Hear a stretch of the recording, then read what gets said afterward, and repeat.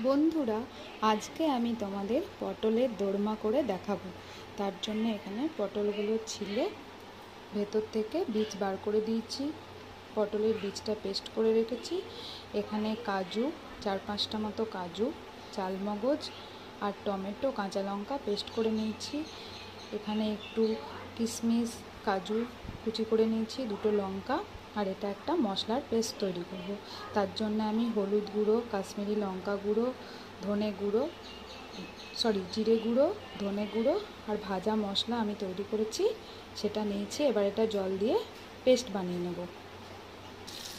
এখানে কড়াইয়ে তেল গরম হয়ে যাওয়ার পর পটলগুলো আমি নুন, হলুদ আর কাশ্মীরি লঙ্কা গুঁড়ো মিশিয়ে ভাজতে দিয়ে দিয়েছি। পটলগুলো একটু ভাজা হতে থাক। এখানে পটলগুলো ফ্রাই করে নিয়েছি।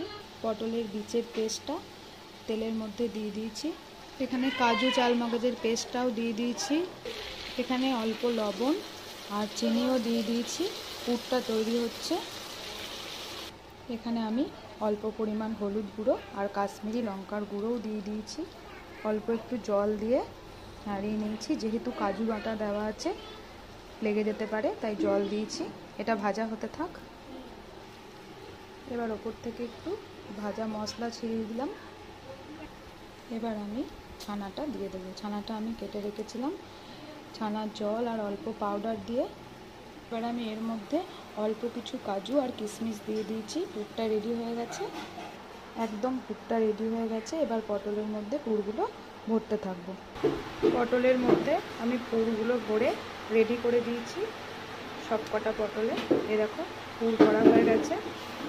এবার আমি তেলের মধ্যে গোটা জিরে, 2টো এলাচ, শুকনো লঙ্কা আর তেজপাতা দিয়ে দিচ্ছি। এখানে তেলের ওপরে চিনি দিয়ে দিয়েছি আর কাশ্মীরি লঙ্কার গুঁড়ো। চিনিটা ক্যারামেল হয়ে গেছে। তেলের ওপর দিয়ে দিয়েছি কুচি করে রাখা টমেটো, তৈরি করে রাখা মশলার পেস্ট দিয়ে দিয়েছি অল্প আদা বাটা। এবার মশলা ভালোভাবে ভাজা হতে থাক। দিয়ে দেবো ফেটিয়ে রাখা টক দই। এবার পটলগুলো দিয়ে দিয়েছি, সিদ্ধ হতে থাক। দিয়ে দিলাম কাঁচা লঙ্কা। এবার ঢাকা দিয়ে দিয়েছি, ভালোভাবে পটলটা সিদ্ধ হয়ে যাক। 10 মিনিট পর আমি ঢাকনা খুলে দিয়েছি। এবার ওপর থেকে একটু গরম মশলা আর একটু ঘি দিয়ে দিলাম। রেডি হয়ে গেছে পটলের দোরমা। এবার আমি নামিয়ে ফেলবো। একদম নামিয়ে ফেলেছি কড়াই থেকে পটলের দোরমা। আমি ওপর থেকে এটা দেখতে ভালো লাগার জন্য একটু চিজ গ্রেট করে দিয়েছি। তোমরা দেখে বলো কেমন লাগলো আমার এই নিরামিষ রেসিপিটি। পটলের দোরমার কেমন লাগলো